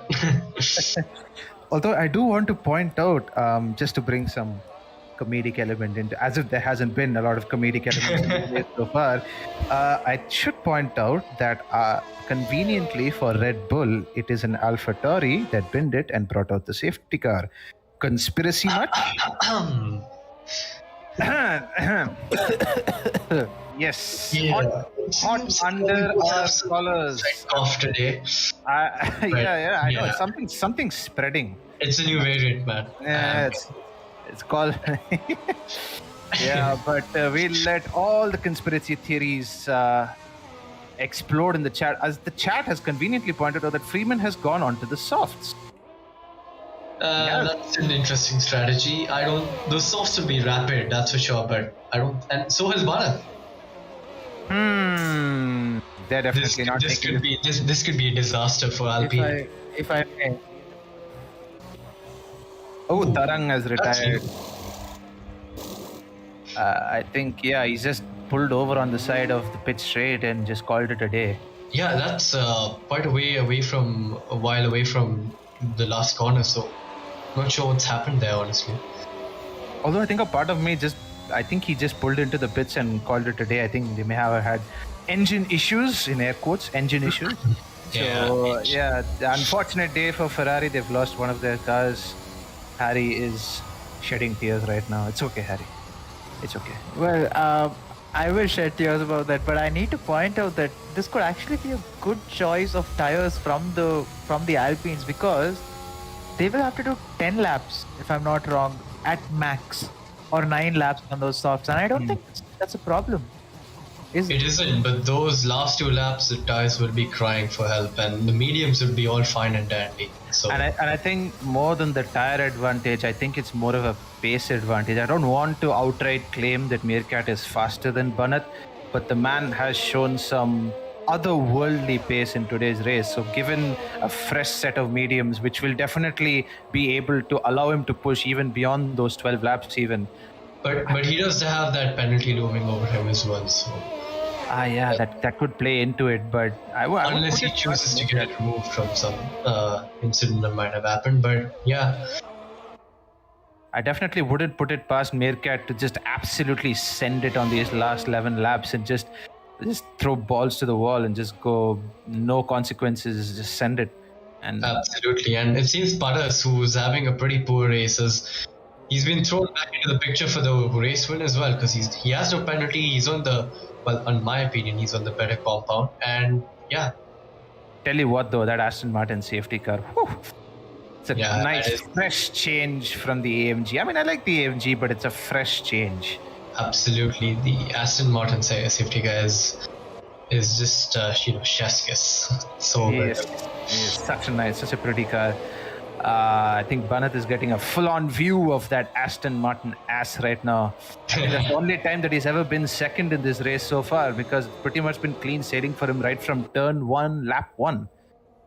Absolutely, and now it's interesting to note that a driver who's been just conservatively driving throughout the entire majority of the race, all of a sudden has to switch scope and think about defending. Looking behind and worrying about taking the right lines to defend and all. How do you think that plays into this? Yep, it's going to be very crucial in these final stages. I think each driver has definitely got their priorities. They have to get their priorities sorted right now. And, the variety of tire compounds as well is going to play a lot into that battle. So we could see a lot of positions change occurring right after the safety car restart with the varying tire compounds. I mean, we've got drivers on all 3 tire compounds right now. We have got Raftaar on the hards. We've got many drivers in the midfield on the mediums, laalllls at the back of the grid on the softs, as well as the front runners.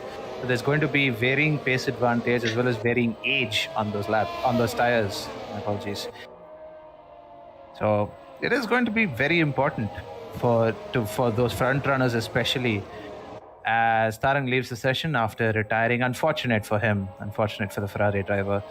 But no prompt that the safety car is coming in on this lap. I don't think I've seen one yet. Yeah, I think it's just waiting for the last.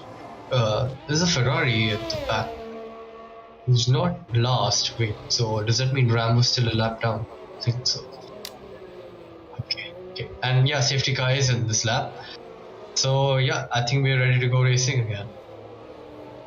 Banat will have his mirrors filled right now, as he first has to defend from Rambo, which is not a defend that is going to concern him massively, as he does go on the final corner, probably the best place to get us started. And he's got a mega getaway there, already pulling a massive gap. And Rambo is not helping Freeman right now, just obscuring his peripheral vision, gets out of the way at last, and there's destruction in the background. Paris has spun the car. Oh dearie me. Oh no. That is mad unfortunate. He was on course to, turn it around for the race, but it seems Lady Luck had other plans for him tonight. But yeah, a clean getaway at the safety car restart, and it's Red Bull versus Alpine. Yep, tell you what though, MEERKAT Initiate has already made up a couple of positions on that safety car restart. He was P6. Let's hope it's clean. Yes, it's cleanly done this time, and he is on his way to attack Freeman now. This is going to be a very spicy last couple of laps, because right now it's a decision of who to let fight MEERKAT. Do you ask Freeman to start defending? I think with the tire advantage, he could potentially hold him back long enough. Well, even if whoever said told Freeman to defend like a lion, well, he has to do that now, because MEERKAT, I tell you what, he has the pace on Freeman even on the mediums, and he will have the pace on Banat by the end of the race as well. So, we wanted an exciting race, and boy, do we have one right now. These final 9 laps are going to be sweat in that Alpine right now in P1. Banat is going to be just peering over his shoulders every couple of seconds just to make sure that Red Bull is still in the distance, but you can't hold back. 25.2, that's 8/10 faster than the previous fastest lap we've seen in this race. Really pushing right now, MEERKAT Initiate on those news. I don't blame him. He wants to get away from those bulls. The man has shed those hard tires as fast as he could, realize there's no potential. Tell you what though, that safety car period, regardless of its circumstances, has been a godsend for him. And he has to really make that advantage pay off now. And now he's started to gain on Freeman. He was losing a few tenths in the last lap, but it seems already the mediums have rubbered in. Ooh, that's interesting. 3-way battle for P1. Let's go. I mean, if it does come down to a teammate battle, I mean, will there be team? I don't think there'll be team orders. If there is a battle, Banat will have to defend worth his salt. But it's going to be interesting to see how the Alpine team work together. He really gained on Banat there. That's very surprising. He's with the DRS now. Rambo also sticking very close to Freeman right now within his DRS. As we see, Rambo's like, I'm in this too, lads. Count me in. I'm fighting with you guys. I mean, it may as well be. The man's had a torrid race. Let him have some fun. But tell you what, though, MEERKAT is right there. He's 1.2 seconds off Freeman and just over 2 seconds off Banat. Boys, this race just got exciting. I mean, it has been exciting. It just got more exciting. MEERKAT's got the fastest lap on the medium tires. What raw pace that is from the man on the mediums. Dare I say Red Bull engine? Red Bull engine. Red Bull engine indeed. Yep. Red Bull making a smart choice, leaving Renault a couple of years ago. I'm not going to speculate too much on that. Let's not get into politics. But he's chewing into that delta faster than any driver on track right now. Purple sectors raining down. Purple rain. Freeman's getting hampered by Rambo's Alfa Romeo there. And He's lost a lot of time there, and he's weaving around, telling him to like get out of here, let me fight, let me defend. Tell you what, Sebastian Vettel's Blue Flag song is playing through speakers right now. He's just like, get out of the way, Alfa Romeo. I need to come through. Actually, that Alfa Romeo is really, really hampering And Freeman. Freeman's picked up another warning there, and so is MEERKAT initiate. Can we go to the penalties quickly? Yeah.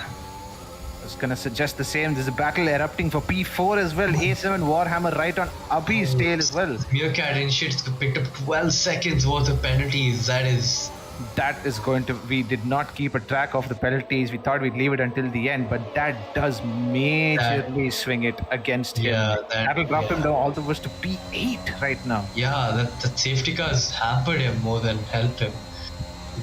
That's But it's fine. Let's ignore the penalties for a while and still appreciate the man still chasing the Alpine driver down. That might explain why Banat and Freeman are okay with letting MEERKAT initiate catch up to the back of the. Yeah, that is interesting. They both. Yeah. But still, you have the pride of winning it on track, so they will be defending against the Red Bull driver. In other news, Banat fans all around the world are starting to cheer again because until now they didn't know that he had 12 seconds of penalties. We were just aware that they had penalties, but 12 seconds does change it a lot in Banat's favor. I think that is going to. I think he was always relaxed, but I think now he's going to be even more relaxed. Seems Rambo has picked up a lot of pace and is lapping at the same pace as front runners are. And the battle for the lead has changed. Rambo is into the lead of the. Tell you what, though, he is going to get penalized. Unfortunately, I was penalized for something similar where you're ghosted, but you are still hampering the other car. Your ghost is still causing absolutely, issues. Absolutely, yeah. I don't think Rambo would be aware that what he's doing is penalty worthy, but. It is what it is. Yeah. Let's get a blue flag train going on in the chat. Everyone spam blue flags. Hopefully Rambo gets the message. Some sort of blue flag or not. Yeah. Oh, that's true. Oh yeah, that is true. But that is I true. have to point out as well that he's giving him dirty air as well. The ghosted car doesn't deny dirty air. It still gives dirty air to the drivers behind. So he's helped everyone in the train till now. He's helped. laalllls are there. Through the chicane.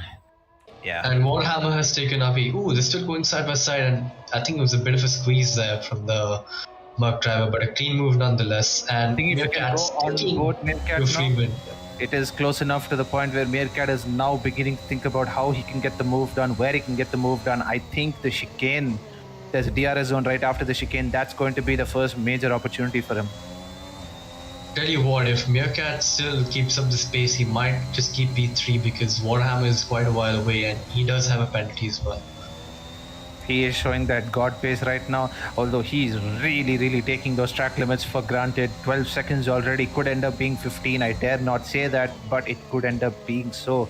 He's right on Freeman's diffuser though, and this is going to be going right down to the wire for that final podium place. But more importantly, Freeman should prevent himself from picking up any other penalties or he risks losing that Alpine P1 too as he's retired from the session. It's curtains for the Red Bull driver. No! Ooh, and it's curtains for one more Red Bull driver who's almost his wing. And he's diving into the pits. No, Abhi. I mean, I'm not Christian Horner, but that could potentially jeopardize Red Bull for both podiums. And Warhammer has gone from potentially a position of losing out on the podium to now being on the podium himself. There is a safety car as well, guys. And there's another safety car. Tell you what, though, this safety car could take us all the way until the end. So Banat has got a little bit of an insurance policy right now. Absolutely, yeah. And it seems whoever don't have penalties will benefit a lot because the gaps will come down to just 1 or 2 seconds at the end. I think talking about the penalties, I think if we can get one last look at the penalties coming into the safety car period, I think we can have a look at them very quickly.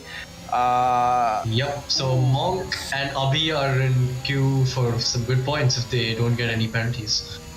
Did for a second there believe that Raftaar was also not carrying any penalties, but unfortunately he's carrying 6 seconds. But yeah, what a drive we saw there from MEERKAT. Unfortunately it ended how it did, but damn, if he had pulled off a podium or if he had pulled off the race win, I think that's definitely driver of the day worthy, but unfortunately just lost it a couple of laps too early. And again, we saw him pushing too hard on the set of tires that he Yeah, had in the car. absolutely. Yeah. Yeah, it comes with experience, having a cool head and knowing when to push. You can't drive every lap. It's a quali lap in the race. It's going to be detrimental to you, not only the tires but also to you, like as a driver. But yeah. I think also he spent about, ever since the safety car restart, he's pretty much had to contend with dirty air, whether it be the dirty air of Freeman or the dirty air of the blue flag Rambo. He's always had to contend with dirty air, so pushing on those tires in dirty air may have cost him that extra bit of grip that he needed to get through that corner, and he's just binned it right there. But yeah, this is, as you said, going to be a brilliant opportunity for Monk and Abhi to capitalize on the penalties and potentially slip onto that podium. Yeah, absolutely. Wanted to note or bring to your notice that Abhi 20 has gone into a fresh set of mediums for some reason. I think he's prioritizing that safety car restart as much as possible, just doesn't want to get left in the dust. No, but I think he also removes the softs because I don't think he has a fresh set. Maybe, I'm not sure how. Or maybe it could be a mistake on his part on the MFD again. Yep. Indeed. But yeah, the safety car period will last at least another 2 laps. So that's another 2 laps that Banat and Freeman don't have to push those softs to within the brink of their grip limits. So it'll be good. They get to extend the life of those soft tires a bit more, hold on for dear life against those drivers behind them. Yeah, absolutely. And Freeman and Warhammer are on equal penalties, so that'll be an interesting battle if we get any more racing laps left. I think it is interesting to note though that if Raftaar and Monk can get a good safety car restart, they may even be in with the possibility of potentially putting something on Banat, because those 8 lap softs now are probably at the end of their usable life. I think now it's going to be a bit more compromised grip window, I'd say. I'd say Monk and Abhi, you mean, right? Because Raftaar still has a penalty. Oh, sorry, not Raftaar. Banat, I mean Banat. Banat is going to be on those not compromised soft, but he's going to be on a set of soft tires that are reaching the end of their life right now. So maybe Monk and Abhi get an opportunity. Is Monk on a set of new tires? Yeah, it seemed, he is on a set of new softs. So Monk and Abhi on those with the drivers ahead. So obviously Raftaar is a little bit compromised on those hard tires, but even Warhammer and Freeman on those old, medium, and soft tires respectively, there could be something. I'm not totally ruling it out or calling it calling it definitely, but it could happen. Yeah, absolutely. It's going to be interesting last few laps if we get any racing. The top 4 are basically without haven't pit under the safety car. Just Monk, Abhi 20, and Paras have pit under the safety car. So the rest of them are all on their old set of tires, which, like you guys mentioned, could hamper their chances at the podium, maybe. Yeah, absolutely. And Freeman will have to defend for his life if he wants to hold on to that P2. They will. Oh, the safety car is in this lap, and the cars haven't yet caught up. So as you can see, I think there is a P8, P9, Rambo and laalllls have still not caught up to the field. Yeah. This is going to be a crucial period of the race, and just when we thought the action couldn't get any more scintillating, it just keeps on delivering. This race is just the gift that keeps on giving. Yeah, absolutely. It's been so eventful. You would hope for one thing and then, oh, no, that's not going to happen. And it's just been that over and over again. It's just been us double crossing our own predictions over and over again. Which we don't mind doing, because this is genuinely scintillating stuff. Alpine's got a scintillating getaway on the safety car there. 2.6 seconds ahead already. Wow. What a start. Rather, I think it's a case of Warhammer just got caught sleeping a little bit.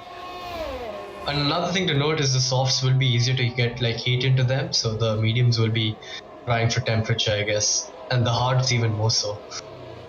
The way the lighting is through that turn, it almost looked like the track was wet there. It's just really, really. Yeah, it's got a glisten on it, right? Yeah. Could be the sweat of those guys at the front after all those Nah, just joking, of course. But it's really popping off behind here for Abhi, having to contend not only with having to overtake Raftaar, but also defend against Paras behind Paras, him. who's on the softs, yeah. Ooh, and Paras does a bit of a dummy there and goes around the outside of the Red Bull. Well, tries to, and yeah, what a move that would have been. All the innovative overtaking ideas are really coming into their own, and actually Paras has got good motivation to do that, because if he stays within a couple of seconds of Abhi and gets the move done, he's potentially on for a double Aston Martin 2 and 3. So yeah, it's definitely a possibility. I think Paras is carrying a couple of penalties though, which could be a bit of a traffic jam going on. Yeah, and Paras does go down the inside. Two drivers going side by side into the penultimate corner. He'll be around the outside, but he'll get the inside line going into the final corner. He's held on to the outside. Oh, lovely racing. Move. But he's going to get DRS. This Red Bull's going to get DRS on the driver ahead. Defend, man. Oh, it's all kicking off here in the final lap of the race. And yeah, that was a great battle between the Red Bull and the Aston Martin. Wow. Tell you what, Freeman and Banat have gapped the rest of the field right now. 3 seconds between them. If they can put a little bit more time between them, Freeman might be in with a chance of staying on the podium, but I don't think it's likely. We are on the last it's coming down. The gap is coming down. So Monk will get that P2. That's what a drive from the Aston Martin. It's been a quiet drive from him. He's popped out of nowhere and capitalized on all the safety cars and incidents. Yep, and I think we might actually be on for a Aston Martin 2-3. I'm not going to. It's not written in stone, but it's a possibility. No, I think Freeman will keep that P3. No. I don't know, man. The deltas look awfully enticing right now. Oh yeah, that is true. Yes, yeah. But Paras does have a penalty as well.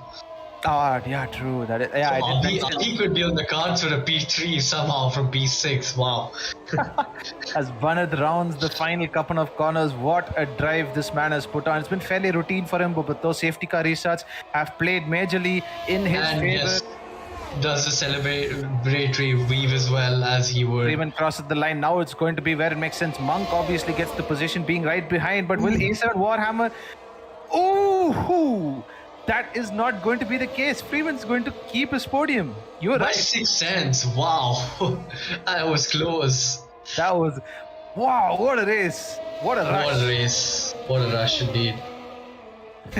People in the comments. Those last laps really offered everything. What a battle between the Red Bull and the Aston Martin. I think you really do have to give it up to those guys that put on an absolute show right now. I don't even regret missing the F1 quali. This is so much more entertaining anyway. I still have an hour to go for that. I think it's at 10:30. Is it at 10:30? I thought it was at 9. I think it's at 10:30. Yeah. Then no issues. We've managed to get 2 awesome sets of racing. 2 awesome. It's an Alpine double podium as well. Wow. What a race! What a race! Those guys I think, nailed it. correct me if I'm wrong, but Banat does inherit the championship lead there, doesn't he? Considering Solo is not participating in this race, I think that might actually be the case. Anyways, this is your final race roundup. We have the Banat, the brilliant drive from the Alpine driver to finish on top of the podium. Monk in P2, a very undercover drive, but he's managed to put that Aston Martin in P2. Freeman rounds off the podium with a P3, a double podium for the Alpine drivers. Abhi in P4, Paras in P5, Warhammer in P6, Raftaar in P7, Rambo in P8, laalllls in P9, and MEERKAT, unfortunately, was not able to finish the race, but rounds off P10 because I think he covered 90% of the race distance. Yeah. Tarang in P11, swatkat in P12, and PK19 in P13. And actually, after all those incidents, Rambo has still managed to make it into the points, even though he was nearly a lap down on the rest of the field. He was a lap down. He was a lap down, yeah. He was fighting with the front runners at some point in the latter stages of the race. So, yeah, a lot of penalties there, but it all also, Paras, I think it was Paras who had a fast lap of 23.8, which is a whole 1.2 seconds faster than the second one. So I props to him think for that. that is testament though, however, to show that pace is not necessarily everything. Yeah, absolutely. As we do come to the podium interview, I think, we have all three of the podium sitters here. So I think we'll get started off with, shall we go from P1 to 3 or 3 to 1? Let's do 3 to 1, I'd say. All right, then I think Freeman is the first up on the docket. Freeman, how was that race from your perspective? Good race, good teamwork. So yeah, at the end got a podium. Supposed to be P2, but yeah, with the penalties got jumped by Monk. But yeah, overall a good result for the team. Did that during the course of that race? Did you ever feel like you were playing a bit of a rear gunner role to hold off MEERKAT? Because it did feel like the man had mega pace. True, the man had mega pace. I had to hold him off for like a couple of laps, and I think when he overtook me, he pushed me off the track a little bit and got the position. But yeah, So we did at the end it all worked out. Indeed, we did see a couple of people in the chat saying "defend like a lion," and that's exactly what you did. Yep. Yeah, man, great race. Great safety car restarts as well from both of you, yourself and Banat. That was some mega driving from you guys, and a deserved double podium, I'd say. Yep. Moto, any questions from you for Freeman? No, not really. But congrats, man. It was a great drive. Thanks, man. We'll move to Monk, and I have to say, and I think you do have to be a little bit honest as well, I don't think you were expecting a podium there today. Not at all. After winning it, not at all. Yeah, and I think definitely the penalty situation, and of course the faster drivers ahead of you losing their head a little bit, I think worked out well in your favor. So what was the race summary from you? I tried to keep it clean. That's what I always try to do. So today it paid off. So it's my first podium in IRC. So it's wow. Yeah. Oh, damn. Congrats, Congratulations, man. Congratulations. Yeah, thank you. Yeah, great drive. You've managed to slip in undercover onto the podium. I think a lot of guys are going to be taking notice of you. So keep at it, and we hopefully see more performances like you from this in future races as well. Yeah, cheers. And we come to man who ends up being the man of the hour here in the south. Banat, how are you doing, man? After that Good, race? man. Yeah, good race. Finally, that win after P2 every time. So finally, nice to be on the first step. Me and Moto were constantly throughout the race talking about how you were praying for a boring race. You know, the kind of race where you lead by 20 seconds and just have a Sunday drive. You've never had that this season. It's always been a Hamilton-esque comeback from P15 to P3 kind of situation for you. So I think for the first half of that race, that was the case, but the safety cars really threw a spanner into that. Yeah, I mean, I think I got a good start off the line, and I genuinely don't know what chaos went on behind me. I know that I overtook MEERKAT. I got rammed by somebody from the back. I have no idea who. But then I think after the first few laps just started to pull away, I realized I was gapping, I think Abhi behind me, pretty much a second a lap. And Freeman, of course, the way he defended, I'm going to watch the replay back. But the words "defend like lion" were used in the Alpine VC. So he did a great job, and unfortunate with the penalties. And congrats to Monk, man. First podium in IRC. That's great. I think first penalty is a mistake because he didn't pick up any penalties, which is why he's on the podium. But I think one thing that I wanted to ask you was before the second safety car, I think at the end of the first safety car period, you and Freeman both decided to go on the softs. Had the second safety car not happened, that could have potentially jeopardized you towards the end of the race. Honestly, no, because I had actually tested out the mediums and pitting at around lap 10 or 11 from the softs. If you just take care of them a little bit, it was largely fine. So the intention was definitely one stop only, but I mean the safety car sort of made up our minds for us. Well, regardless of what it is, we can always talk about the what ifs and the various scenarios, but you are standing at the top step of the podium regardless. And I think your fans will really have enjoyed that race. It was nail-biting regardless. I think all the action was mostly behind you for most of the race, but you put on a real show, man. So congratulations once again to all three of you. And I think if you guys have any questions, I think you can get them out right now. From Moto and Harry and Evil Duck. Nope, not from myself. Yeah. Nobody has any Nothing, huh? questions ever. Fine. Nothing much. Congrats on the win, man. It was right time from you. Thank you. Appreciate it. Yep, it was a long coming thing, and yeah, congratulations to all three of you all. I've seen Freeman struggle. Were you were you happy that you were finally not part of any incident on lap 1? Yeah, I was enjoying that nice boring drive. Like literally, I did not push for a single lap apart from lap 2 or 3 to create that gap. I was absolutely chilling for 29 laps. So nice. It was good. Yep. Anyways, that's pretty much going to be it from the podium interview. I think Moto and Harry, I think we can all say this was definitely an entertaining race, and every aspect about it, qualifying and the practice session in air quotes, everything delivered. Everything was just a definite classic to go down in the line. Yep. Tell you what, to the highlights for next year, I want to see them try to pick out 3 moments from that almost yearbook sized of collection of highlights that we have from this race. But yeah, congratulations once again to the podium sitters. That's going to be it from us. Stay tuned for, I believe, Tier 2020, which is in the afternoon tomorrow. Or is it just Tier 1, which is tomorrow?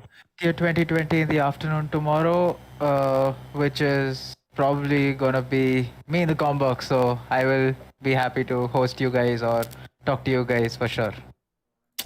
That's gonna be it from us. Thank you very much to Moto and as well as Evil Doc and Harry for joining me in the commentary box today, and we will see you for more racing action on IRC very